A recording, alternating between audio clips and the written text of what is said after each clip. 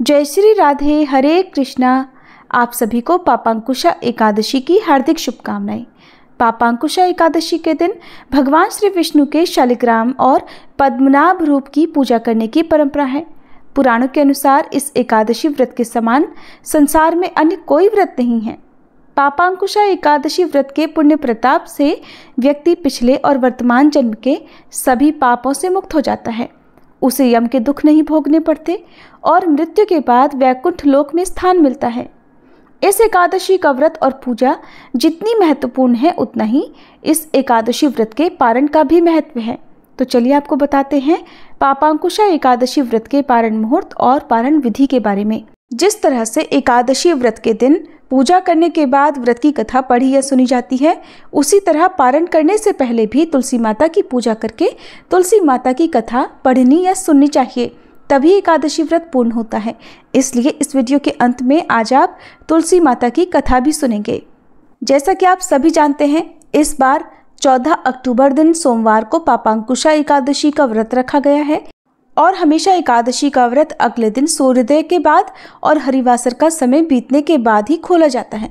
कभी कभी ऐसा होता है कि द्वादशी तिथि को जब व्रत खोलते हैं, उस समय तक द्वादशी तिथि सूर्योदय से पहले ही समाप्त हो चुकी होती है और त्रयोदशी तिथि प्रारंभ हो चुकी होती है। ऐसे में त्रयोदशी तिथि के प्रथम पहर में व्रत खोलने से कोई दोष नहीं लगता, बल्कि व्रत पूर्ण ही होता है। इसलिए आपके मन में ये कन्फ्यूज़न नहीं होना चाहिए कि द्वादशी तिथि को पारण करते समय तो त्रयोदशी तिथि लगी होगी, तो ऐसे में क्या हमारा व्रत माना जाएगा या नहीं? तो बिल्कुल माना जाएगा। आपको हमेशा शुभ मुहूर्त के निर्धारित मुहूर्त के अंदर अंदर ही व्रत खोलना चाहिए। एकादशी तिथि 13 अक्टूबर रविवार की सुबह 9:10 से शुरू होकर 14 अक्टूबर सोमवार को सुबह 6:41 पर समाप्त होगी।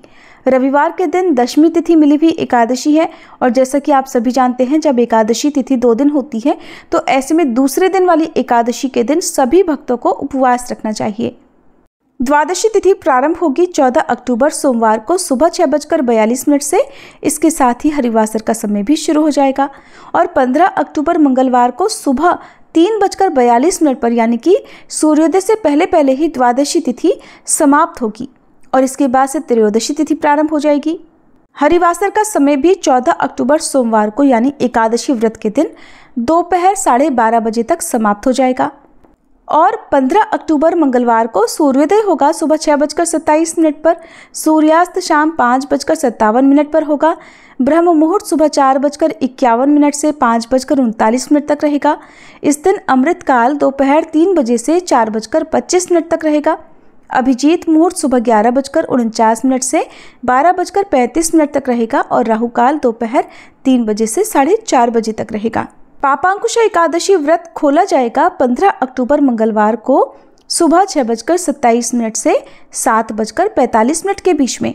ध्यान रखिएगा, आपको व्रत पारण करने का बहुत ही कम मुहूर्त इस दिन प्राप्त होगा, इसलिए निर्धारित मुहूर्त के अंदर अंदर पूजा करने के साथ ही आप भगवान को भोग लगाकर प्रसाद को ग्रहण करके व्रत का पारण कर लीजिएगा।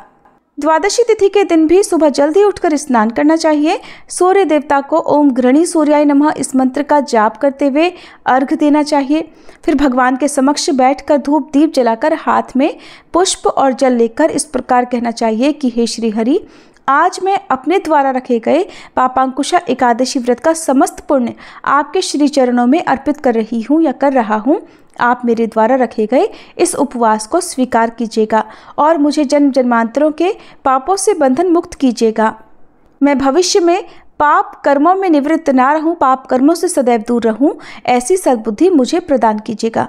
फिर भगवान को आप सात्विक भोजन का भोग लगाएं। आप इस दिन दाल, चावल, रोटी, सब्जी, साथ में तुलसी के पत्ते रखकर भगवान को भोग लगाएं। इसके अलावा आप पंचामृत का, मीठे दही का या फिर आप फलों के रस का और दूध से बनी मिठाई का या पीली मिठाई का भोग भी भगवान को अर्पित कर सकते हैं।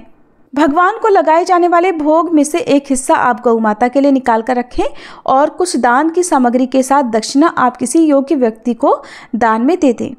यदि आप निर्धारित मुहूर्त में दान ना दे पाएँ तो आप बाद में दान दे सकते हैं, लेकिन उससे पहले किसी न किसी रूप में आपको दान देना होता है, चाहे वो अन्नदान हो या दक्षिणा हो। ऐसे में आप स्वयं भोजन ग्रहण करने से पहले गौ माता को गौग्रास दे सकते हैं। चींटियों के लिए आप आटा शक्कर डाल सकते हैं या छत पर चिड़ियों के लिए दाना पानी रख सकते हैं। इसके बाद स्वयं हाथ में एक तुलसी की पत्ती रखकर और थोड़ा जल रखकर आपको उसी से व्रत का पारण करना है। तुलसी के पत्ते को चबाना नहीं चाहिए, डायरेक्ट निगलना चाहिए।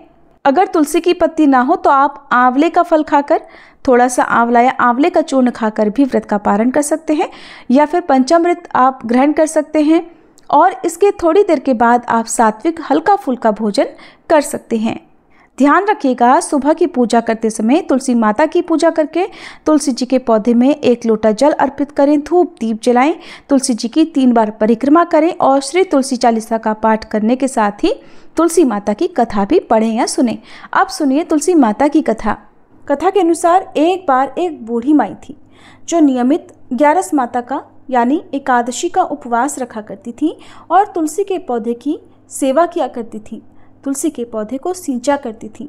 वे सुबह को बिना तुलसी के पौधे की पूजा किए अन्न या जल तक ग्रहण नहीं करती थी।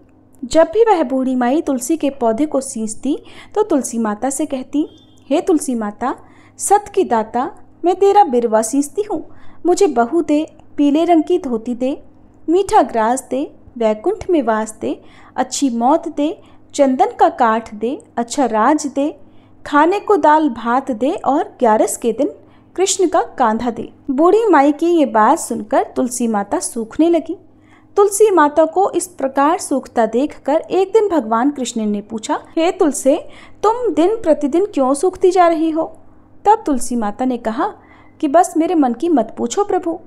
भगवान कहने लगे, मैं नहीं पूछूंगा तो कौन पूछेगा? तब तुलसी माता कहती हैं कि हे प्रभु, एक बूढ़ी माई आती है और अपनी बात कहकर चली जाती है। मैं उनकी सारी बातें तो पूरी कर दूंगी, लेकिन कृष्ण का कांधा कहाँ से लाऊंगी? तब भगवान श्री कृष्ण बोले कि वो बूढ़ी माई मरेंगी तो मैं अपने आप ही कांधा देने आ जाऊंगा, तुम बूढ़ी माई से ये बात कह देना। और इसके कुछ समय बाद वह बूढ़ी माई मर गई।